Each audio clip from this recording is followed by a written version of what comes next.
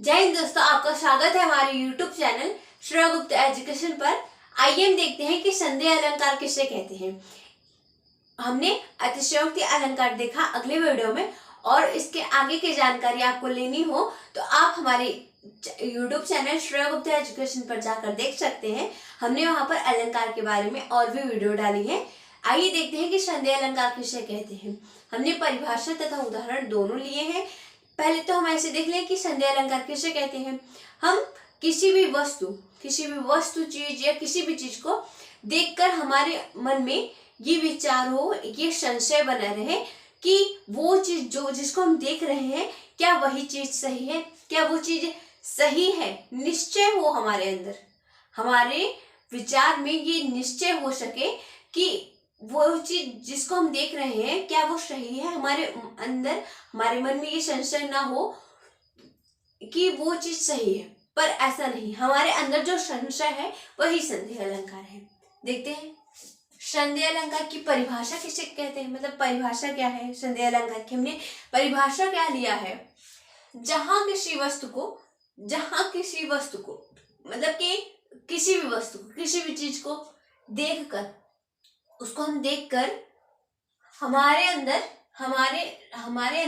संशय बना रहे, हम ये निश्चय ना कर सके कि जो चीज हम देख रहे हैं वही सही है। नहीं, ऐसा नहीं।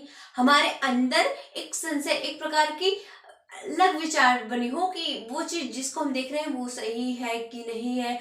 कंफ्यूजन हो, हम हो जाते हैं ना कंफ्यूज, क्या हम जो देख रहे हैं वो सही है। या किसी कोई एग्जाम में अगर कोई क्वेश्चन आ जाता है, हमें नहीं आता, तो हम सोच रहे होते क्या लिखें, क्या जो हमें आ रहा है आंसर, क्या वो सही है। हमारे अंदर ऐसा संशय बना रहता है ना कि हम लिख दें कि सही है कि नहीं है।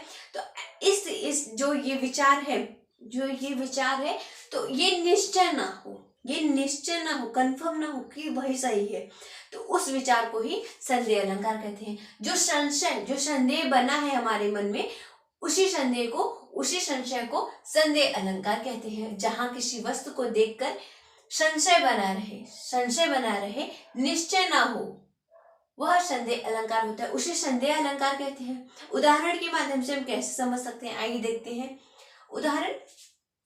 सारी बीच नारी है कि नारी बीच सारी है, सारी ही की नारी है कि नारी ही की सारी है। ये बहुत कंफ्यूजन करने वाला है उदाहरण। बहुत लोग कंफ्यूज रहते हैं, इसमें निश्चय नहीं कर पाते, संदेह में रहते हैं कि ऐसा कैसे यहाँ वहाँ हो गया है। कंफ्यूजन वाला है ना, संदेह में पड़ जाते हैं, तो उसी को ही संदेह अलंकार कहते हैं। अभी देखिए, ये सारी बीच नारी है कि जो सारी बीच नारी है, जो साड़ी है उसी के बीच नारी है। नारी बीच सारी है, जो नारी है उसके बीच सारी है। सारी ही की नारी है कि जो सारी है उसी की नारी है, कि नारी ही की सारी है, जो नारी है उसी की साड़ी है। तो ये बहुत कंफ्यूजन करने वाला जो उदाहरण है, ये हमें संशय में डाल सकता है। संशय में डालता ही है, तभी तो इसे संदेह अलंकार का उदाहरण कहते हैं। ये संदेह है, हमें संदेह में डालता है कि ये कैसा है। तो इसको पढ़ने के बाद, इसको देखने के बाद हमारे मन में जो संदेह उत्पन्न होता है, संशय उत्पन्न होता है, निश्चय नहीं होता, उसी को संदेह अलंकार कहते हैं।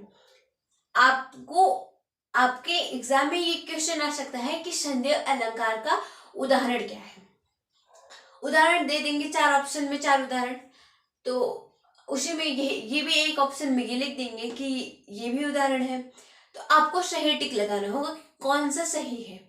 आप लगाएंगे, जो सही होगा, जिसको पता होगा वो सही लगा देगा। और संदेह अलंकार को हम ऐसे संदेह अलंकार पढ़कर भी थोड़ा बहुत समझ सकते हैं कि हाँ, इसमें कुछ अलग है, मतलब कि इसको देखकर हम संदेह में पढ़ सकते हैं। तो ये पढ़ने के बाद हम वैसे ही संदेह में पड़ जाते हैं कि ऐसा कैसे है। तो अब इसको पढ़कर हम संदेह में पढ़ ही जाते हैं कि संदेह अलंकार है कि नहीं। तो जिसको बहुत लोग ऐसा कर लेते हैं कि संदेह अलंकार है तो पढ़ के इसको टिक लगाते हैं, पर ऐसा सही तरीका नहीं है।